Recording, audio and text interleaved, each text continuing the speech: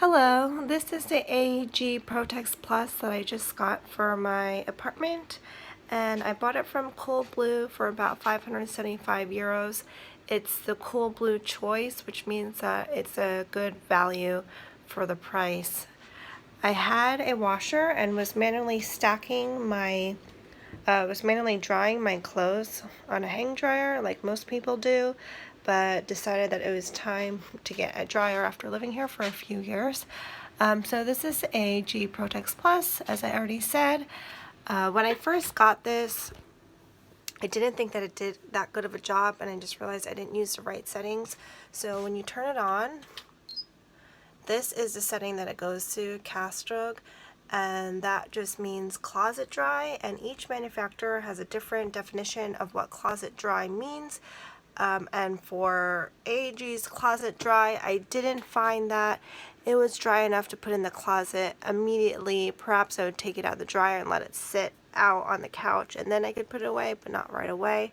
But anyways, there's the closet dry, which means you can put it in your closet as soon as you're done.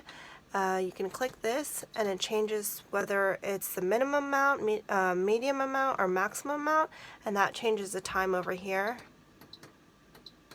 This is an anti-wrinkle function, how much you want the wrinkles to be out. I think that after the cycle is done, the whole barrel will actually keep shifting a little bit, and that way your clothes won't sit and get wrinkled until you're ready to take care of it.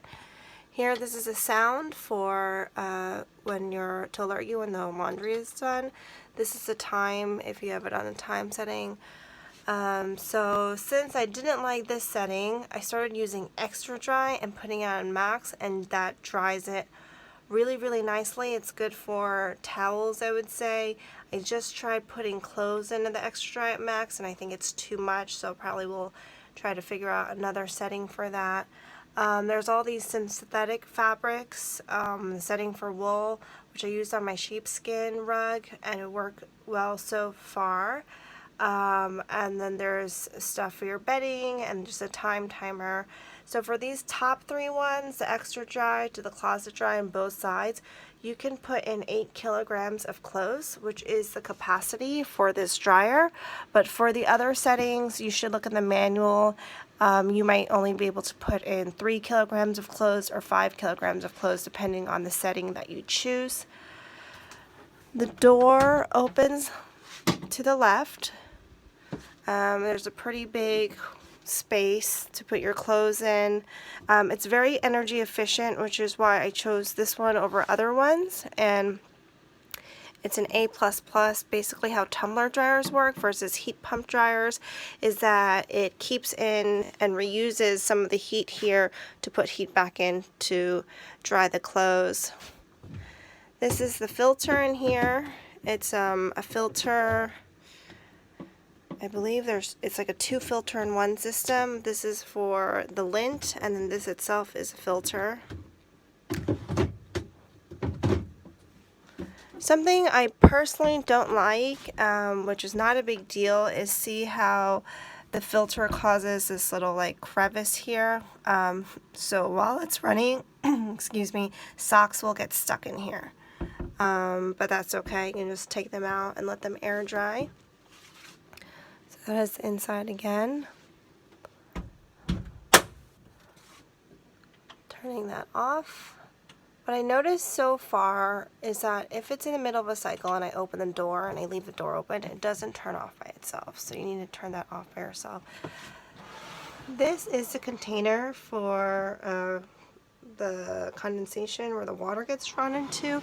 However, I don't use this. I have a hose that leads out from the dryer, and it goes directly into the drain pipe.